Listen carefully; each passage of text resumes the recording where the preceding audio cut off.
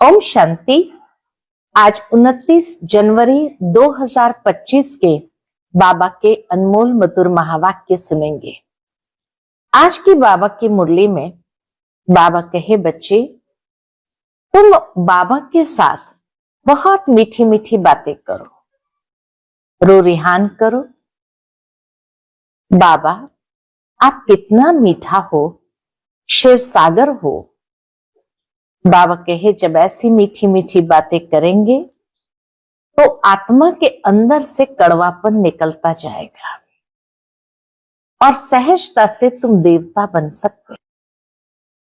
तुम बच्चों को अपने योग बल से ही विकर्म को विनाश कर पावन दुनिया की स्थापना करनी है, जिस पावन दुनिया में कोई भी प्रकार का दुख नहीं है। बाबा कहे, इसलिए तुम्हें सबको सुख देना है, क्योंकि तुम ऐसी दुनिया बना रहे हो जो सुख की दुनिया है। और जितना तुमने सुख दिया है, बाबा कहे, इसीलिए तुम बच्चे 3 हिस्सा सुख की प्राप्ति करते हो। एक हिस्सा ही दुख है। अगर आधा आधा हो तो भी मजा ना आए। तो बाबा हम बच्चों को सुखदेव बना करके एक दूसरे को सुख देना सिखाते हैं, ताकि हम 3 हिस्सा सहजता से सुख भोग सके। सुनते हैं आज के बाबा के अनमोल मधुर महावाक्य। ओम शांति। मीठे बच्चे, तुम्हें अपने योग बल से ही विकर्म विनाश कर पावन दुनिया बनानी है। यही तुम्हारी सेवा है। आज की मुरली से प्रश्न है, देवी देवता धर्म की कौन सी विशेषता गाई हुई है? उत्तर है, देवी देवता धर्म ही बहुत सुख देने वाला है। वहां दुख का नाम निशान नहीं। तुम बच्चे 3/4 सुख पाते हो। अगर आधा सुख आधा दुख हो तो मजा ही न आए। ओम शांति। भगवान वाच, भगवान ने ही समझाया है कि कोई मनुष्य को भगवान नहीं कहा जा सकता, देवताओं को भी भगवान नहीं कहा जाता। भगवान तो निराकार है। उनका कोई भी साकारी व आकारी रूप नहीं है। सूक्ष्म वतन वासियों का भी सूक्ष्म आकार है, इसलिए उसको कहा जाता है सूक्ष्म वतन। यहां साकारी मनुष्य तन है, इसलिए इसको स्थूल वतन कहा जाता है। सूक्ष्म वतन में यह स्थूल 5 तत्व का शरीर होता नहीं। सूक्ष्म वतन में बाबा कहे, यह स्थूल 5 तत्वों का शरीर होता नहीं। ये 5 तत्व का मनुष्य शरीर बना हुआ है। इसको कहते हैं मिट्टी का पुतला। सूक्ष्म वतन वासियों को मिट्टी का पुतला नहीं कहेंगे। देवता धर्म वाले भी है मनुष्य, परंतु उनको कहेंगे दैवी गुण वाले मनुष्य। यह दैवी गुण प्राप्त किए हैं कहां से? देवताओं ने भी यह दैवी गुण प्राप्त किए हैं शिव बाबा से। दैवी गुण वाले मनुष्य और आसुरी गुण वाले मनुष्य में कितना फर्क है। मनुष्य ही शिवालय व वैशालय में रहने लायक बनते हैं। बाबा कहे, या तो मनुष्य शिवालय या विष से भरा आलय में रहने लायक बनते हैं। सतयुग को कहा जाता है शिवालय। सतयुग यहां ही होता है, कोई मूल वतन व सूक्ष्म वतन में नहीं होता है। तुम बच्चे जानते हो, वह शिव बाबा का स्थापन किया हुआ शिवालय है। कब स्थापन किया? संगम पर। यह पुरुषोत्तम युग है। अभी यह दुनिया है पतित तमो प्रधान। इसको सतो प्रधान नई दुनिया नहीं कहेंगे। नई दुनिया को सतो प्रधान कहा जाता है। वही फिर जब पुरानी बनती है तो उसको तमो प्रधान कहा जाता है। फिर सतो प्रधान कैसे बनती है?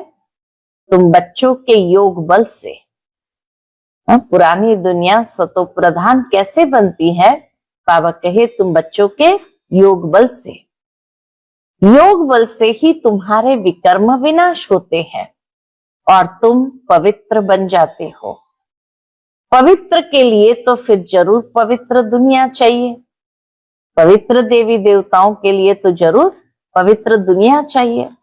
नई दुनिया को पवित्र, पुरानी दुनिया को अपवित्र कहा जाता है।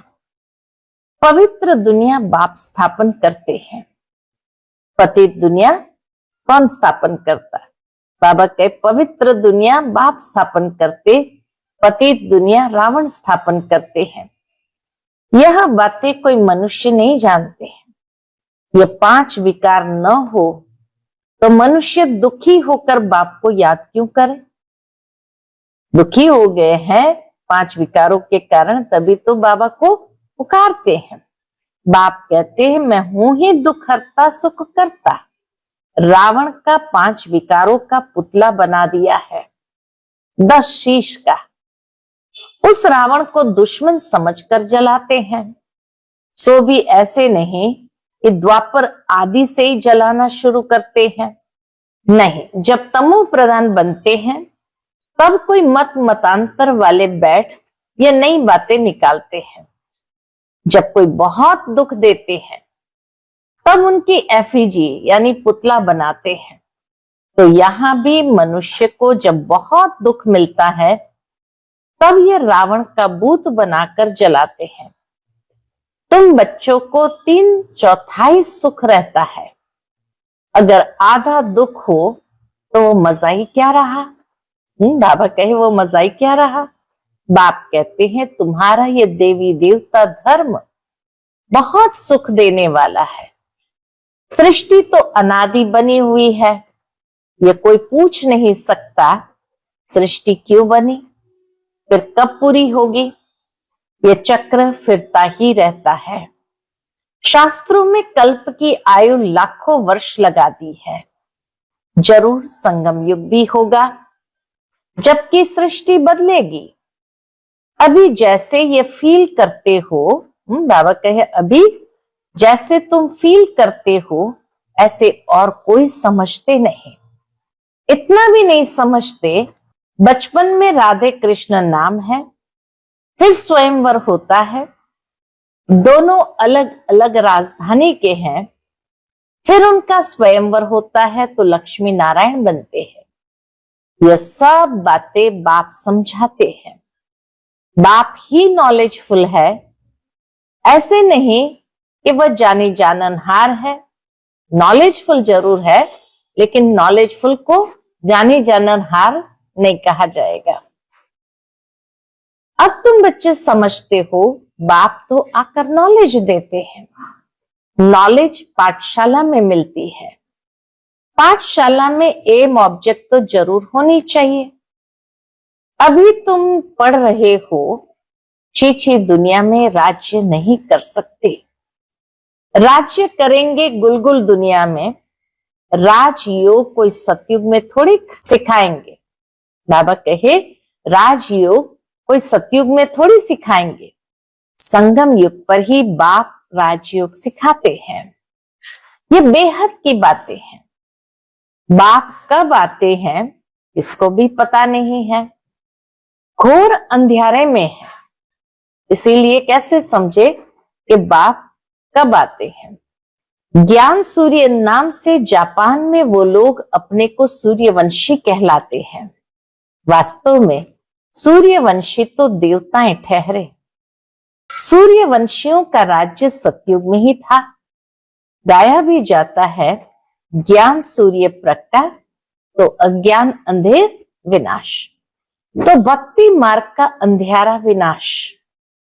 नई दुनिया सो पुरानी, पुरानी सो फिर नई होती है।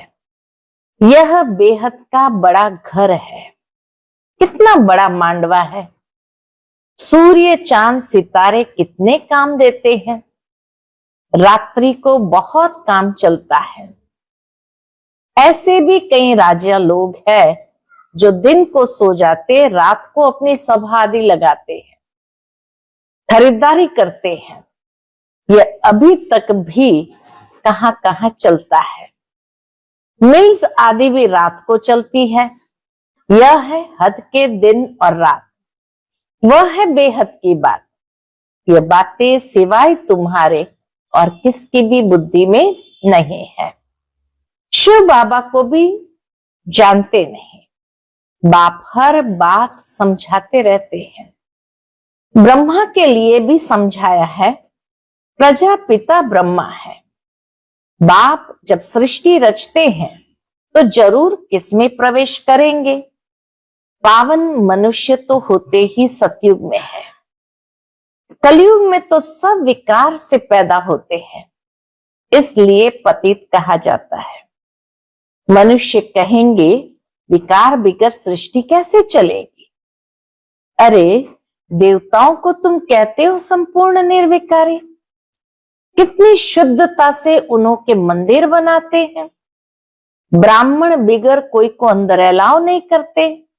बाबा कहे ब्राह्मण बिगर कोई को अंदर अलाव नहीं करेंगे। वास्तव में इन देवताओं को विकारी कोई टच कर नहीं सकता। कायदे अनुसार तो इतने पवित्र देवताओं को कोई विकारी टच नहीं कर सकता, परंतु आजकल तो पैसे से ही सब कुछ होता है। कोई घर में मंदिर आदि रखते हैं तो भी ब्राह्मण को बुलाते हैं। अब विकारी तो वह ब्राह्मण भी है, सिर्फ नाम ब्राह्मण है। यह तो दुनिया ही विकारी है, जो पूजा भी विकारियों से ही होती है। निर्विकारी कहां से आए? निर्विकारी कहां से आए? निर्विकारी होते ही है सतयुग में। ऐसे नहीं कि जो विकार में नहीं जाते उनको निर्विकारी कहेंगे। शरीर तो फिर भी विकार से पैदा हुआ है ना। शरीर तो फिर भी विकार से पैदा हुआ है ना। बाप ने एक बात बताई है कि यह सारा रावण राज्य है, राम राज्य में है संपूर्ण निर्विकारी। रावण राज्य में है विकारी। सतयुग में पवित्रता थी तो पीस प्रॉस्पेरिटी थी। तुम दिखला सकते हो सतयुग में इन लक्ष्मी नारायण का राज्य था ना, वहां 5 विकार होते नहीं। यह है ही पवित्र राज्य जो भगवान स्थापन करते हैं। भगवान पतित राज्य थोड़ी स्थापन करते हैं। सतयुग में अगर पतित होते तो पुकारते ना, वहां तो कोई पुकारते ही नहीं है। सुख में कोई याद नहीं करते। परमात्मा की महिमा भी करते हैं। सुख का सागर, पवित्रता का सागर। कहते भी है शांति हो। अब सारी दुनिया में शांति मनुष्य कैसे करेंगे? शांति का राज्य तो एक स्वर्ग में ही था। जब कोई आपस में लड़ते हैं तो सुलह यानी शांति कराना होता है। वहां तो है ही एक राज्य। बाप कहते हैं इस पुरानी दुनिया को ही अब खत्म होना है। इस महाभारत लड़ाई में सब विनाश होते हैं। विनाश काले विपरीत बुद्धि अक्षर भी लिखा हुआ है। बरोबर पांडव तो तुम हो ना। तुम हो रूहानी पंडित, सबको मुक्ति धाम का रास्ता बताते हो। वह है आत्माओं का घर शांति धाम, और यह है दुख धाम। यह दुनिया है दुख धाम। अब बाप कहते हैं इस दुख धाम को देखते हुए भी भूल जाओ। बस अभी तो हमको शांति धाम में जाना है। ये आत्मा कहती है। आत्मा रियलाइज करती है। आत्मा को स्मृति आई है कि मैं आत्मा हूं। बाबा कहे अभी आत्मा को स्मृति आई है, मैं आत्मा हूं। बाप कहते मैं जो हूं, जैसा हूं, और तो कोई समझ ना सके। तुमको ही समझाया है। बाबा ने भी अपना परिचय हम बच्चों को ही दिया है। मैं बिंदी हूं।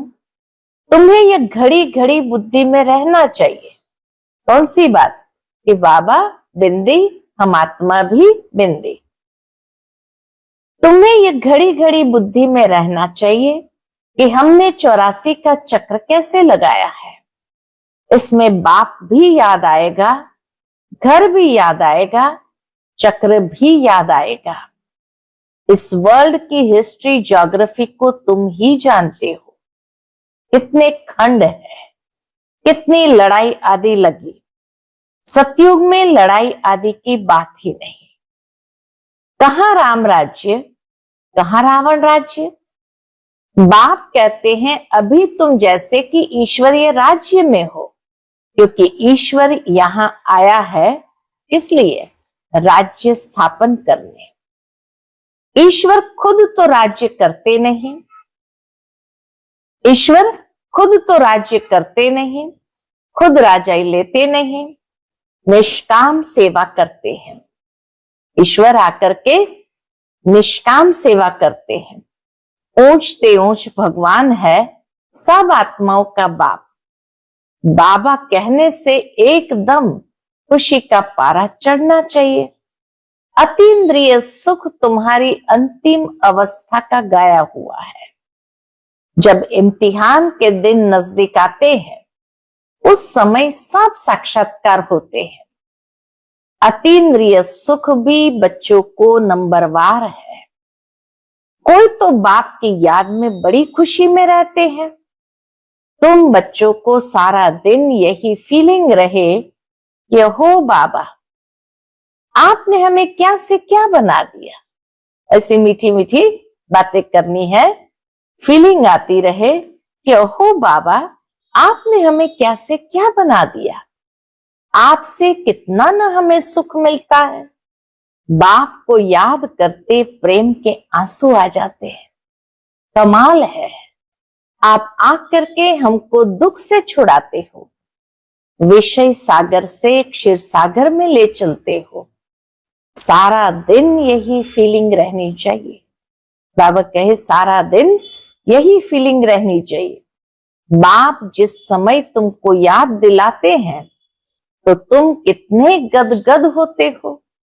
शिव बाबा हमको राजयोग सिखला रहे हैं। बरोबर शिवरात्रि भी मनाई जाती है, परंतु मनुष्य ने शिव बाबा के बदले श्री कृष्ण का नाम गीता में दे दिया है। यह बड़े ते बड़ी एकज भूल है। नंबर 1 गीता में भूल कर दी है।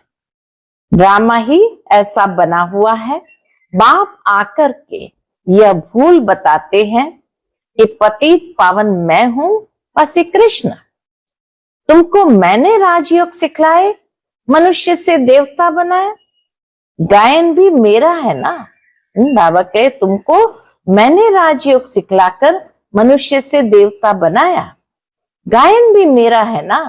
अकाल मूर्त अजोनी श्री कृष्ण की ये महिमा थोड़ी कर सकते हैं। वह तो पुनर्जन्म में आने वाला है। तुम बच्चों में भी नंबरवार है जिनकी बुद्धि में ये सब बातें रहती है। ज्ञान के साथ चलन भी अच्छी चाहिए। ज्ञान के साथ चलन भी अच्छी चाहिए। माया भी कोई कम नहीं। जो पहले आएंगे वह जरूर इतनी ताकत वाले होंगे। पाठदारी भिन्न भिन्न होते हैं ना। हीरो हीरोइन का पाठ भारतवासियों को ही मिला हुआ है। तुम सबको रावण राज्य से छुड़ाते हो। श्रीमत पर तुमको कितना बल मिलता है। माया भी बड़ी दुस्तर है। चलते चलते धोखा दे देती है। बाबा प्यार का सागर है तो तुम बच्चों को भी बाप समान प्यार का सागर बनना है। बाबा कहे तुम बच्चों को भी बाप समान प्यार का सागर बनना है। कभी कड़वा नहीं बोलो। बाबा कहे कभी कड़वा नहीं बोलो। किसको दुख देंगे तो दुखी होकर मरेंगे। यह आदतें सब मिटानी चाहिए। यह आदतें सब मिटानी चाहिए। गंदे ते गंदी आदत है कौन सी? बाबा कहे गंदे ते गंदी आदत है विषय सागर में गोते खाना।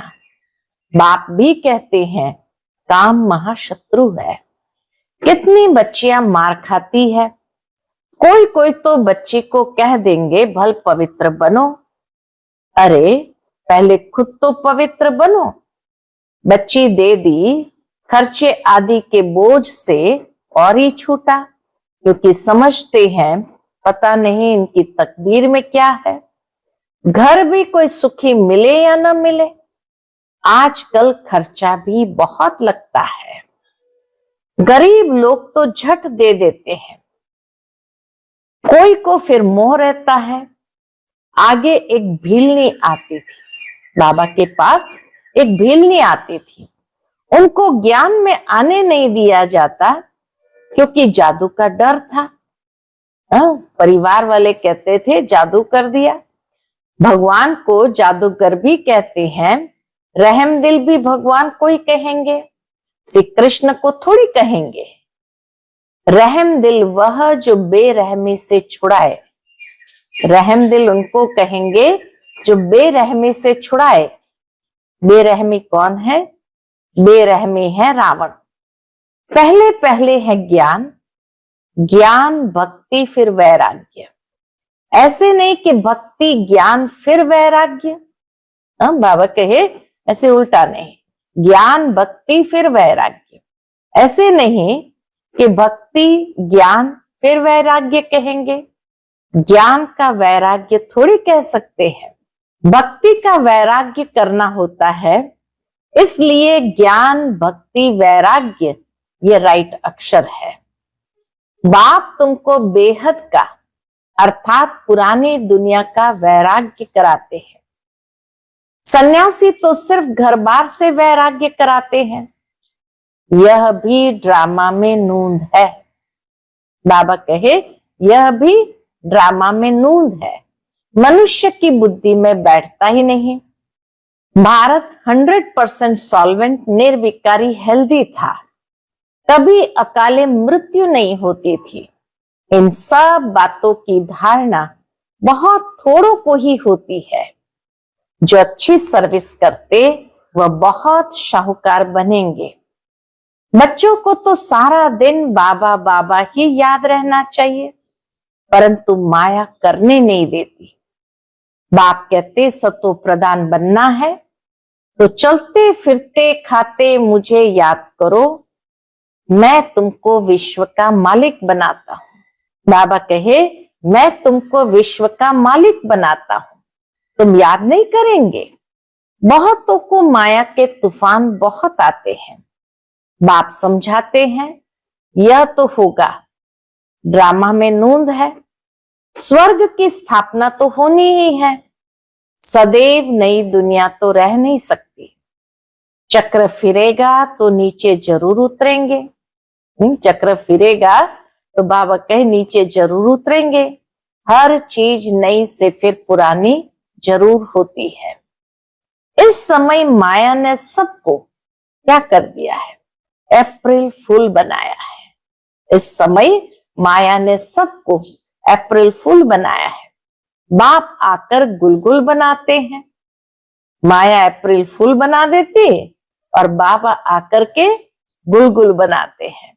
अच्छा, मीठे मीठे सिकिलते बच्चों प्रति माता पिता बाप दादा का याद प्यार और गुड मॉर्निंग। रूहानी बाप की रूहानी बच्चों को नमस्ते। हम सब रूहानी बच्चों की रूहानी माता पिता बाप दादा को याद प्यार, गुड मॉर्निंग और नमस्ते नमस्ते। शुक्रिया बाबा, शुक्रिया। आज की मुरली से धारणा के लिए मुख्य सार है। पहली पॉइंट, बाप समान प्यार का सागर बनना है। कभी किसी को दुख नहीं देना है। कड़वे बोल नहीं बोलने हैं। गंदी आदतें मिटा देनी है। दूसरी पॉइंट, बाबा से मीठी मीठी बातें करते इस फीलिंग में रहना है कि हो बाबा, आपने हमें क्या से क्या बना दिया। आपने हमें कितना सुख दिया है। बाबा आप क्षीर सागर में ले चलते हो। सारा दिन बाबा बाबा याद रहे, सारा दिन बाबा बाबा याद रहे। आज का बाप दादा का मधुर वरदान हम बच्चों के प्रति है, सर्व संबंध और सर्व गुणों की अनुभूति में संपन्न बनने वाले संपूर्ण मूर्त भव। सर्व संबंध और सर्व गुणों की अनुभूति में संपन्न बनने वाले संपूर्ण मूर्त भव।